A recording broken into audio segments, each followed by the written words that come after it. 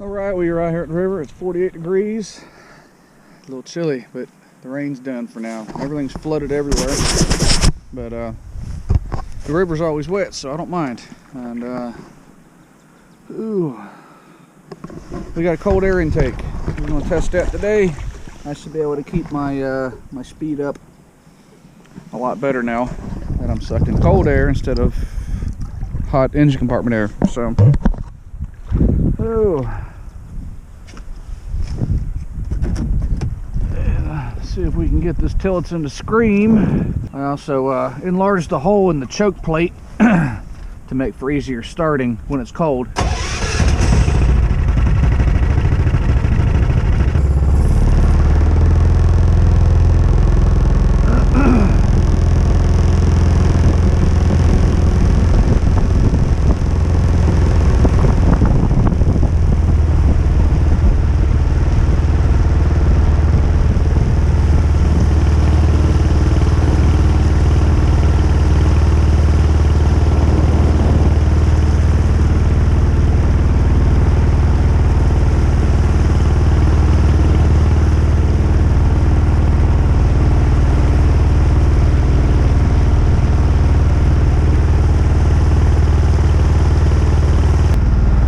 Where these little birds are. There's some kind of kite, but they are out in force today everywhere, man. They were swarming over a bridge earlier, coming over one of the sloughs to the river, and they're all over the river out here now. They're just must be something in the water that they're going after. They're down there buzzing low. They're fun. They're cool little tiny birds. They're itty bitty little things. They're just buzzing everywhere.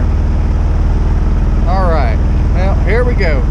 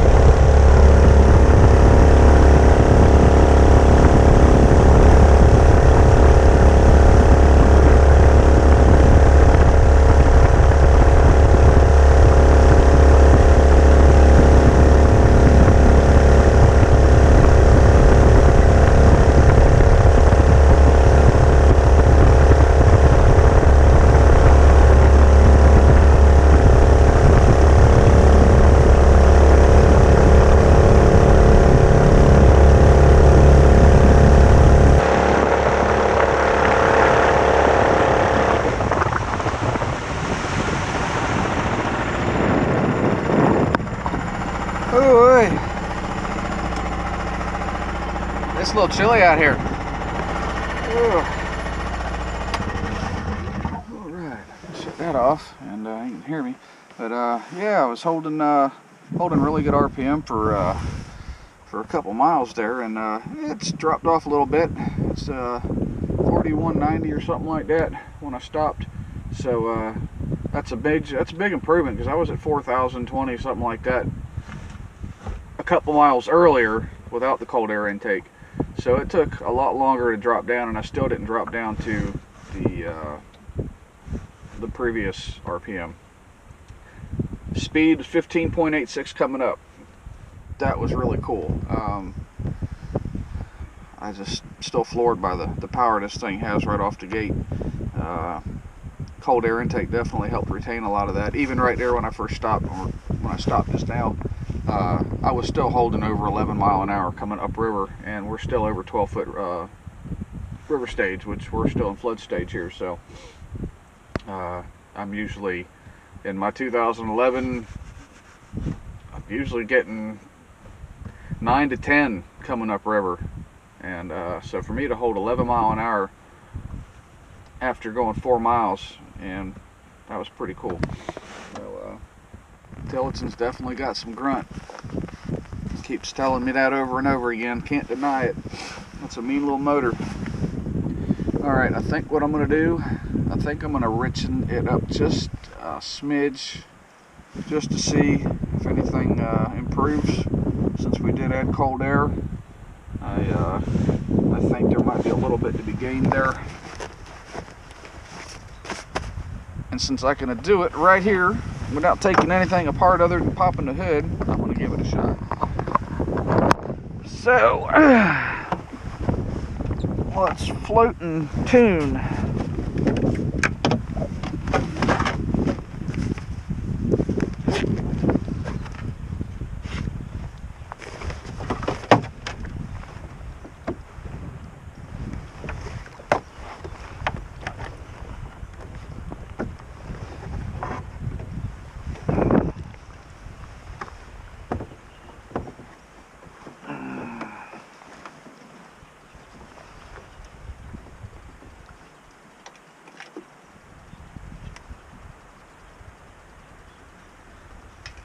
Just a hair.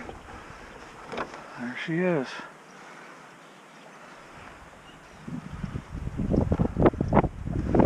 All right.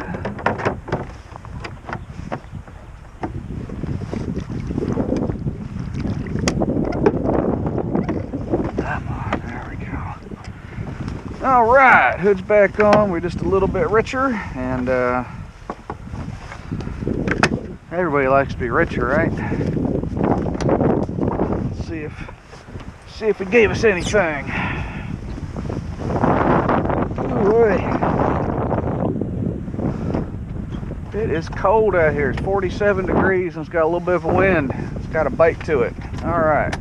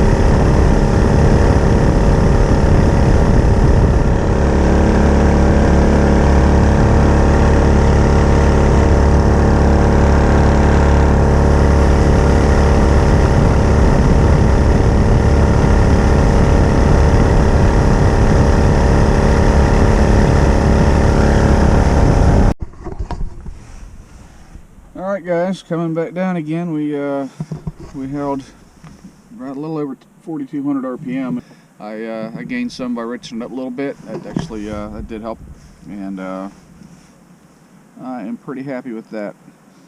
If you remember, going back down when I was holding the GPS app up, I actually bumped 21 and hit 20 on the tracking app, which is the first ever in one of these older boats. I've never gone that fast in one of these. It was always the Escape. So I'm, wow, very impressed, and yeah, very cool. ColdAir works great. Richened up a little bit, worked even better, and modified the choke a little bit, so cold starting is much better now. I can pull the choke knob, just start it up, hold the choke, and it just keeps running. Before it would like stall and I have to keep fiddling with it and mess with it and give it a little throttle. It was kind of a pain. So now I've toned down the manners on that now. And cool. Yeah, the next trip out, I'm going to take it downriver and go play in my loop. But I'm going to wait for it to warm up a little bit because it is too cold out here for me, man. And this is it's 47 degrees, and if you catch the right spot, there's good 10-mile-an-hour crosswind, and that's a little too chilly for me. All right, guys, well, I'm out of here.